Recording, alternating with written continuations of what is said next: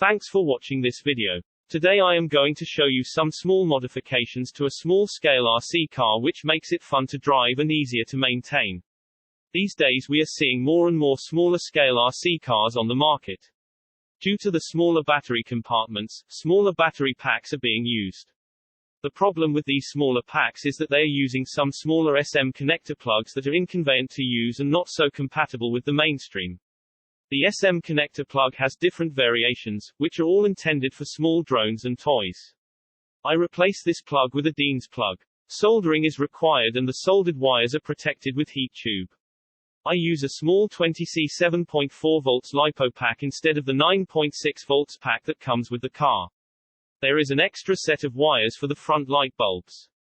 The car is good to go after tidying up the wires. I optionally branch out wires for a 20mm cooling fan mounted directly on top of the motor.